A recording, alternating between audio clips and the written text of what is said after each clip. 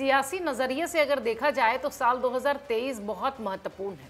दरअसल इस साल देश के कई राज्यों में विधानसभा चुनाव हैं। ऐसे में पूरे देश की नजर टिकी हुई है कि किन किन राज्यों में क्या समीकरण है और किन किन राज्यों में सियासत कैसे चल रही है। राजस्थान, मध्य प्रदेश, छत्तीसगढ़, जम्मू कश्मीर सभी राज्य सुर्खियों में है, लेकिन जो सबसे ज्यादा सुर्खियों में है वो राजस्थान, और उसकी वजह है वहां के दो चेहरे। कहा यह जा रहा है कि इस साल के अंत में चुनाव हैं, लेकिन राजनीतिक सुर्खियां और राजनीतिक उठापटक सभी राज्यों में जारी है। कौन किस विधानसभा सीट से चुनाव लड़ेगा, कौन किसके साथ चुनाव लड़ने का मन बना रहा है, किसकी पैठ मजबूत है, ये सब लगातार चर्चा का विषय बना हुआ है। और जैसा कि हमने शुरुआत में कहा कि एक राज्य है जो बेहद चर्चा में है चुनाव से पहले, और वहां के दो चेहरे इस राज्य को और यहाँ के चुनाव को ज्यादा चर्चा वाला बना रहे हैं। राजस्थान से सचिन पायलट और मध्य प्रदेश से केंद्रीय मंत्री ज्योतिरादित्य सिंधिया, ये दोनों बड़े गेम चेंजर की भूमिका में नजर आने वाले। कैसे, वो आपको बताते हैं। कांग्रेस और बीजेपी दोनों की नजरें इन दोनों नेताओं की चाल पर भी है और इन दोनों नेताओं की रणनीति पर भी। पायलट हो या सिंधिया, दोनों ही अपने राज्य में दमखम दिखा रहे हैं। ज्योतिरादित्य सिंधिया कांग्रेस का हाथ छोड़ भाजपा में का कमल थाम चुके हैं। चुनाव के दिन जैसे जैसे करीब आ रहे हैं, वैसे वैसे कयास ये लगाए जा रहे हैं कि हो सकता हो ज्योतिरादित्य सिंधिया की घर वापसी हो जाए। हालांकि अभी तक कुछ कहा नहीं जा सकता, क्योंकि जैसा कि हम आपको लगातार कहते हैं कि राजनीति में न किसी से परमानेंट दोस्ती होती है और न किसी से परमानेंट दुश्मनी या नाराजगी। ऐसे में सिंधिया क्या वापसी कर जाएंगे, इसमें कोई बहुत बड़ी बात नहीं होगी।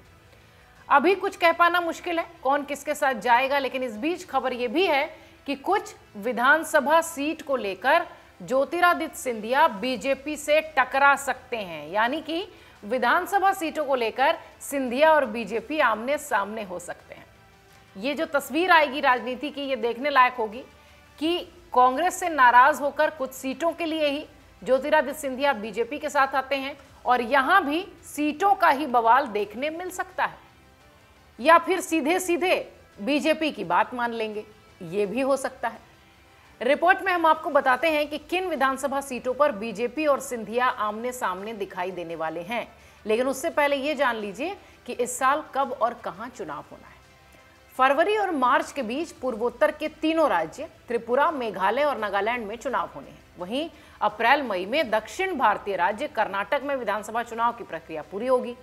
साल के अंत में, जो कि सबसे महत्वपूर्ण वक्त होगा, मध्य प्रदेश, राजस्थान, छत्तीसगढ़, मिजोरम और तेलंगाना सहित कई और राज्य हैं जहां पर चुनाव की सुगबुगाहट होगी, यानी ये राज्य चुनाव का सामना करेंगे। इसी साल केंद्र शासित प्रदेश जम्मू कश्मीर में भी चुनाव होने हैं, इसलिए 9 राज्यों के नहीं बल्कि 10 राज्यों के चुनाव की बात हो रही है। दरअसल उस 10 में से एक केंद्र शासित प्रदेश जम्मू कश्मीर भी है। माना जा रहा है कि यहां भी चुनाव इस साल हो सकते हैं। इस साल दक्षिण भारत से लेकर पूर्वोत्तर और उत्तर भारत के हिंदी पट्टी वाले जो भी इलाके हैं, सभी विधानसभा चुनाव में जा रहे हैं। ऐसे में माना यह जा रहा है कि 2023 के चुनावी नतीजे ही राजनीतिक गतिविधियों के साथ ये बता देंगे कि 2024 में किसकी सियासी बिसात बिछती दिखाई पड़ेगी, और लोकसभा चुनाव जो 2024 में होने हैं उसकी दशा और दिशा क्या होगी। इन राज्यों में आए परिणाम आगामी लोकसभा चुनाव का रास्ता भी खोल देंगे, और जो इसमें हारते दिखाई पड़ेंगे उनके लिए रास्ता दिखाई भी दिया जाएगा। चुनाव आयोग ने त्रिपुरा, मेघालय और नागालैंड के विधानसभा चुनाव की तारीखों का ऐलान कर दिया है। त्रिपुरा में 16 फरवरी को, मेघालय और नागालैंड में 27 फरवरी को एक एक चरण में वोटिंग होगी। सभी राज्यों के नतीजे आएंगे 2 मार्च को। इन चुनावी राज्यों की एक दिलचस्प बात यह है कि तीनों राज्यों में बहुमत का आंकड़ा 31 ही है। इसके साथ ही बाकी राज्यों की उल्टी गिनती भी शुरू हो जाएगी, यानी 2 मार्च को पूर्वोत्तर के राज्यों की जो स्थिति है वो क्लियर हो जाएगी। उसके बाद दूसरे राज्यों के लिए उल्टी गिनती शुरू हो जाएगी। सिंधिया की बात करते हैं, जिससे कि हमने शुरुआत की थी कि दरअसल सिंधिया कहां कहां टकराव करते दिखाई पड़ सकते हैं और किन विधानसभा सीटों को लेकर वो भाजपा से भी भिड़ सकते हैं। राजनीति में सिंधिया के परिवार के लिए ये बात खुलकर कही जाती है कि उन्होंने कभी अपने समर्थकों के हक के लिए किसी से समझौता नहीं किया, यानी अपने समर्थकों के लिए उन्होंने पार्टी छोड़ी भी है, पार्टी पकड़ी भी है और पार्टी तोड़ी भी है। केंद्रीय मंत्री ज्योतिरादित्य सिंधिया ने मध्य प्रदेश में बीजेपी की सरकार बनवाकर भाजपा यानी भारतीय जनता पार्टी का दिल तो जीत लिया, मगर अभी उनके लिए कड़ी परीक्षा बाकी है और बीजेपी के लिए भी उनके हिसाब से यह तय करना बाकी है कि सिंधिया को कहां, कैसे और कब फिक्स करना है। विधानसभा चुनाव की उल्टी गिनती शुरू होने के साथ ही 6 विधानसभा सीटें ऐसी हैं जिनको लेकर यह माना जा रहा है कि सिंधिया और बीजेपी के बीच टकरावट दिखाई पड़ेगी। जब ज्योतिरादित्य सिंधिया कांग्रेस में थे तो उस समय तत्कालीन मुख्यमंत्री कमलनाथ ने उनकी अदावत भी समर्थक मंत्रियों को सत्ता पावर में नहीं दिए जाने का बहुत सारा हंगामा आपने देखा होगा, इसीलिए वो जो है छोड़कर इस तरफ आए थे। कांग्रेस सरकार में भी मंत्री रहे तुलसीराम सिलावट, गोविंद सिंह राजपूत, इमरती देवी सहित कई ऐसे सिंधिया समर्थक मंत्री और विधायक इस बात की शिकायत कर रहे थे कि उन्हें अलग थलग रखा जा रहा है, उन पर ध्यान नहीं दिया जा रहा। इसी बात को लेकर ज्योतिरादित्य सिंधिया तत्कालीन मुख्यमंत्री कमलनाथ के खिलाफ मोर्चा खोलते दिखाई पड़े थे और स्पष्ट रूप से यह कह दिया था उन्होंने कि हमें सड़कों पर उतरना पड़ेगा तो हम उतरेंगे। इसी के बाद ज्योतिरादित्य सिंधिया ने अपनी बात जो मीडिया से बयां की वो शेर के जरिए की थी, जो कि वसीम बरेलवी का शेर था। उन्होंने कहा कि उसूलों पर जहां आंच आए टकराना जरूरी है, अगर जिंदा हो तो जिंदा नजर आना जरूरी है। ये ज्योतिरादित्य सिंधिया का स्टेटमेंट था, जिसके बाद उन्होंने खुलकर कांग्रेस के साथ बगावत कर ली। इसके बाद कमलनाथ और ज्योतिरादित्य सिंधिया के बीच खुलकर वाक युद्ध शुरू हो गया। इसी बीच पूर्व मुख्यमंत्री दिग्विजय सिंह ने कमलनाथ का समर्थन करना शुरू कर दिया था, जिसके चलते मनभेद बड़े होते गए और मतभेद जो है वो अब छोटे पड़ते चले गए और मनभेद बढ़ता चला गया। इसी मतभेद और मनभेद के बीच तत्कालीन मुख्यमंत्री कमलनाथ की कुर्सी चली गई, कांग्रेस की सरकार चली गई। कहने का तात्पर्य यह है कि केंद्रीय मंत्री ज्योतिरादित्य सिंधिया ने अपने समर्थकों की शिकायत पर सरकार की रवानगी करा दी। यानी कितने मजबूत फैक्टर की तरह ये दिखाई पड़ेंगे, ये देखने वाली बात होगी इस चुनाव में। अब जब जब ज्योतिरादित्य सिंधिया बीजेपी में हैं तो यहां भी अपने समर्थकों के लिए वो ऐसा ही समझौता करते हैं या नहीं, ये सवाल बहुत बड़ा हो जाता है, क्योंकि व्यक्ति का व्यवहार बदलना बड़ा मुश्किल होता है। राजनीति में नो डाउट कि बहुत सारे समझौते होते हैं, लेकिन आप व्यवहार अगर बदलना चाहेंगे तो वो बड़ा मुश्किल हो जाता है किसी भी व्यक्ति के लिए। और सिंधिया का हमेशा से ये व्यवहार रहा है कि वो अपने लोगों के लिए किसी से समझौता करते नहीं दिखते। कुछ सीटें हैं जिन्हें लेकर सिंधिया असमंजस में है। विधानसभा चुनाव भले ही अभी कुछ महीने बाद हो, लेकिन विधानसभा की 6 सीटों पर मध्य प्रदेश के बीजेपी और कांग्रेस के नेताओं की निगाहें जमी हुई हैं, जिसे लेकर दोनों ही पार्टियों में खलबली सी मची हुई है। वो सीटें हैं डबरा की, ग्वालियर पूर्व की, गोहद करेरा की, मुरैना की। ये वो सीटें हैं जहां पर सिंधिया समर्थक उपचुनाव में हार का भी सामना कर चुके हैं। इन सीटों पर भारतीय जनता पार्टी उम्मीदवार उतारने की कोशिश में है, जबकि ज्योतिरादित्य सिंधिया का यह प्रयास है कि उनके समर्थकों को ही इस बार भी मौका दिया जाए। अब इसी को लेकर असमंजस की स्थिति होगी और राजनीतिक विश्लेषक ये मानते हैं कि निश्चित तौर पर बीजेपी और सिंधिया के बीच टकराव दिखाई पड़ेगा। यही वो सीटें हैं जहां पर बवाल होता नजर आएगा। केंद्रीय मंत्री ज्योतिरादित्य सिंधिया के एक इशारे पर विधायक जैसा महत्वपूर्ण पद कुर्बान कर देने वाले 19 में से 13 विधायक मंत्री विधानसभा उपचुनाव में जीत हासिल करने के लिए गए थे, लेकिन डबरा से इमरती देवी को सुरेश राजे, दिमनी से गिरिराज दंडोतिया को रविंद्र सिंह तोमर, ग्वालियर पूर्व से मुन्ना लाल गोयल को सतीश भावसार और गोहद से रणवीर जाटव को मेवालाल जाटव ने शिकस्त दी थी। इन सभी सीटों पर मुरैना की भी सीट बहुत महत्वपूर्ण थी, जहां रघुराज कंसाना को राजेश मवई ने हरा दिया था। ये वो सारी सीटें थी जहां पर सिंधिया ने अपने समर्थकों को उतारा था। हालांकि उपचुनाव में सभी हारे, लेकिन फिर भी सिंधिया आज भी ये चाहते हैं कि ये सीटें उन्हीं के लोगों को दी जाए टिकट के तौर पर। अब चूंकि पिछली बार उपचुनाव में सभी ये नाम हारे हुए हैं, इसलिए भाजपा ये चाहेगी कि नए उम्मीदवार मैदान में उतारे, जबकि कांग्रेस एक बार फिर जीते हुए विधायकों को ही मौका देने जा रही है। यानी ये समझिए कि ये जो सीटों का गणित है, ये इन 6 सीटों से ही ये तय होगा कि इन सिंधिया और सिंधिया के समर्थकों और भाजपा के बीच का जो केमिस्ट्री है वो मजबूती से आगे बढ़ेगी या यहीं पर खत्म हो जाएगी। राष्ट्रीय स्तर पर कांग्रेस की स्थिति भले ही कमजोर हो, लेकिन मध्य प्रदेश विधानसभा में भाजपा को मजबूत टक्कर दे रही है कांग्रेस, इसमें कोई संदेह नहीं। राहुल गांधी भी जब भारत जोड़ो यात्रा के बाद प्रेस कॉन्फ्रेंस करते हैं तो ये बात कहते हैं कि कहीं दिखाई नहीं पड़ेगी भाजपा, यानी कि जो इंटरनल तैयारी है कांग्रेस की वो चुनाव को लेकर खासा मजबूत है। पूरी तरह से भाजपा साफ होगी ये कहना अतिशयोक्ति है, लेकिन फिर भी बहुत मजबूती के साथ टक्कर देती कांग्रेस नजर आएगी भाजपा को मध्य प्रदेश में। 2018 के चुनाव से लेकर अब तक के लगातार बदलते राजनीतिक घटनाक्रम में ये कहना बड़ी बात नहीं होगी कि आने वाला विधानसभा चुनाव दोनों दलों के लिए सत्ता ही नहीं बल्कि नाक का भी प्रश्न है। कमलनाथ वापसी के लिए पूरी ताकत लगा रहे हैं और भाजपा 2018 के चुनाव परिणाम को दोहराना चाहती है। पुनरावृत्ति किसी भी दशा में रोकते हुए सत्ता बरकरार रखने की कोशिश जो है वो भाजपा की चल रही है। दोनों दलों की कुंडली अगर खंगाली जाए तो कई सारी समानताएं भी स्पष्ट संकेत देती हैं। कोई किसी से कम यहां दिखाई नहीं पड़ता। दोनों ही दलों का अपना बवाल भी है और दोनों ही दलों का अपना सवाल भी है। 2018 में किस तरीके से कांटे का मुकाबला हुआ था इस पर थोड़ी सी नजर डालते हैं, फिर आपको बताते हैं कि कांग्रेस और भाजपा कैसे एक दूसरे के साथ कांटे का मुकाबला करती मध्य प्रदेश की जमीन पर दिखाई पड़ेगी। पिछले साल जब विधानसभा चुनाव में स्पष्ट बहुमत किसी को नहीं मिला तो कांग्रेस 114 और भाजपा 109 सीटें जीत पाई थी। दोनों का वोट शेयर 41.5 और 41.6 था। अब चुनाव में कई मंत्रियों को हार का सामना करना पड़ा था। इन परिणामों में सुधार करते हुए विधानसभा चुनाव में सत्ता के जादुई आंकड़े 116 को पार करने की चुनौती फिलहाल दोनों दलों के सामने थी उस वक्त। हालांकि मार्च 2020 में सत्ता परिवर्तन के बाद अब तक भाजपा की सीटें बढ़कर 127 हो चुकी हैं, जबकि कांग्रेस के हिस्से 96 ही हैं। लेकिन अगर आप वोट परसेंटेज पर नजर डालें तो 41.5 और 41.6 इसे ही कांटे का मुकाबला कहते हैं और इस बार भी कुछ ऐसा ही देखने मिलेगा। दोनों ही दल मध्य प्रदेश की जमीन पर गुटबाजी का भी खतरा झेल रहे हैं। दोनों ही दल में अलग अलग धड़ों के बीच संबंध मधुर न होने की भी खबर है, जो कि दोनों ही दलों के लिए चुनौती है।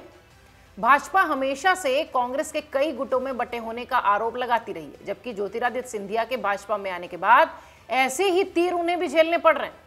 भाजपा के अंदर खाने में उन विधानसभा सीटों के नेताओं में भविष्य को लेकर खासा चिंता है। जहां 2020 के उपचुनाव में भाजपा को जीत मिली थी, इन सीटों पर भाजपा ने अपने पुराने प्रत्याशी के बजाय ज्योतिरादित्य सिंधिया के समर्थकों को मौका दे दिया, जो कांग्रेस छोड़कर भाजपा में आए थे। लाजमी भी था, कांग्रेस छोड़कर आए थे, इसलिए उनका ध्यान रखना भी जरूरी था।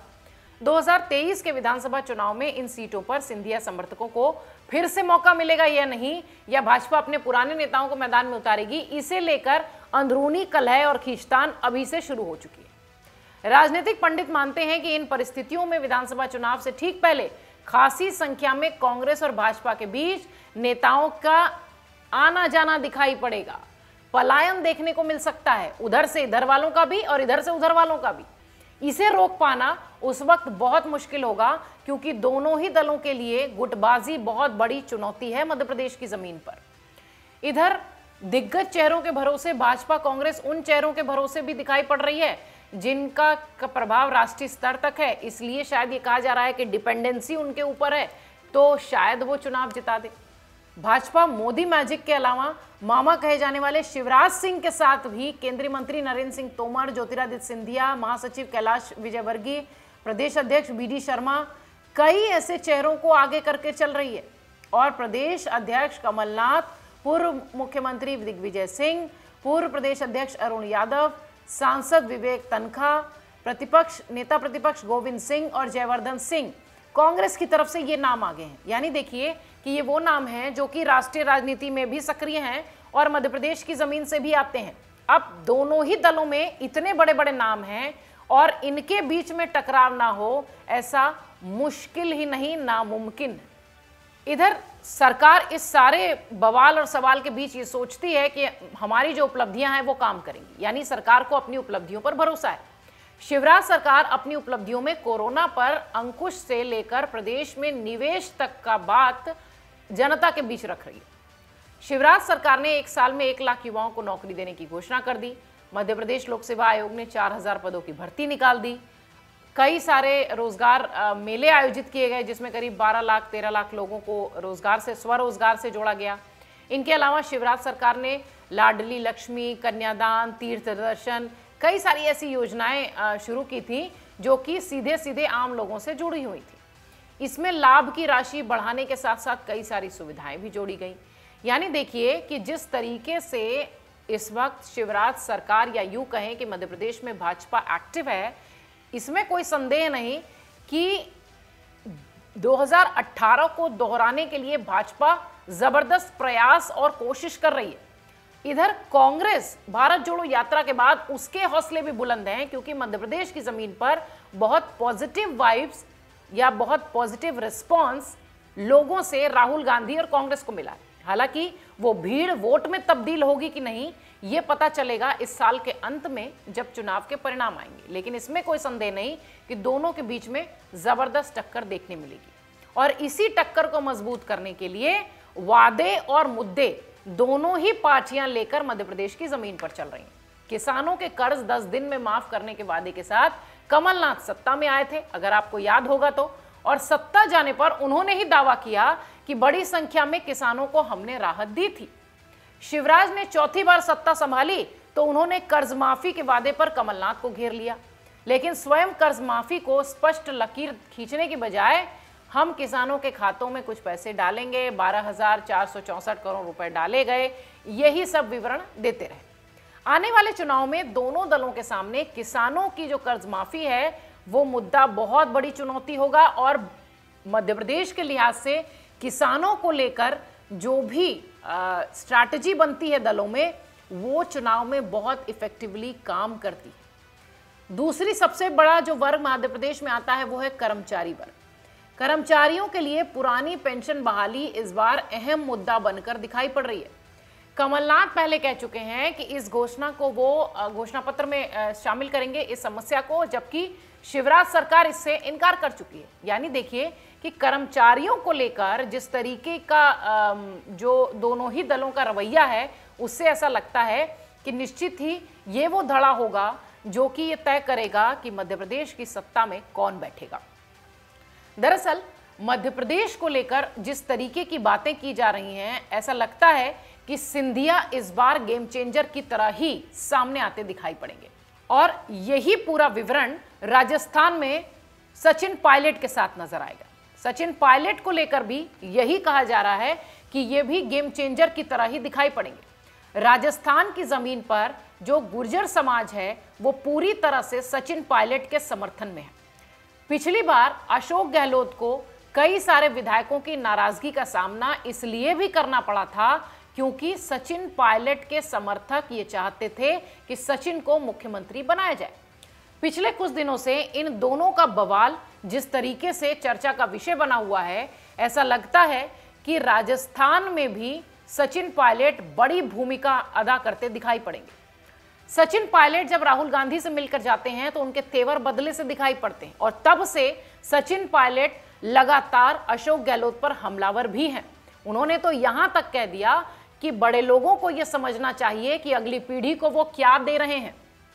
जिस तरीके की बात सचिन पायलट कह रहे हैं, ऐसा लगता है कि अगर उनकी बातें कांग्रेस आला कमान ने नहीं मानी तो वो सीधे सीधे बगावत करते दिखाई पड़ेंगे। ऐसा ही कुछ सिंधिया को लेकर मध्य प्रदेश में भी कहा जा रहा है। यानी आप ये देखिए कि कई राज्यों में चुनाव हैं, लेकिन राजस्थान और मध्य प्रदेश को लेकर चर्चा इसलिए हो रही है क्योंकि यहां वो दो नाम हैं जिसका कि हम शुरुआत में भी जिक्र कर रहे थे कि यही वो दो नाम हैं जिनकी वजह से ये चुनाव बहुत खास हो जाते हैं।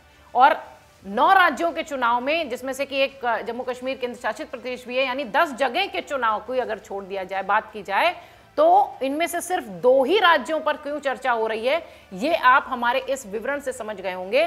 क्योंकि ज्योतिरादित्य सिंधिया और सचिन पायलट वो 2 नाम हैं जो कि किंग मेकर की तरह ही इन दोनों राज्यों में दिखाई पड़ेंगे। इन दोनों राज्यों में चुनाव तो जरूर साल के अंत में है, लेकिन इन्हीं दोनों राज्यों की बदौलत 2024 की जो जमीन है वो दोनों ही पार्टियां देखेंगी भी, और अपने आप को कह लीजिए कि एक लिटमस टेस्ट के तौर पर परखेंगी भी। क्योंकि यही वो दो राज्य हैं जो ये स्पष्ट करेंगे कि 2024 में किस तरीके की सियासी जमीन दिखाई पड़ेगी और कितनी मेहनत इनको करनी है। बहरहाल अगर इन दोनों नेताओं की बात करें, सचिन पायलट और ज्योतिरादित्य सिंधिया, तो जैसा कि हमने आपको बताया कि दोनों ही अपने सेट वोटर्स और विधायकों के साथ बहुत जल्दी एक बहुत बड़े किंगमेकर की शर्तों के साथ सामने आने वाले हैं। अगर आप ये वीडियो YouTube पर देख रहे हैं तो हमारे चैनल को सब्सक्राइब करें और बेल आइकन को दबाना ना भूलें। अगर आप Facebook पर ये वीडियो देख रहे हैं तो हमारे पेज को लाइक करें। डाउनलोड करें अमर उजाला ऐप और पाएं खबरें लगातार।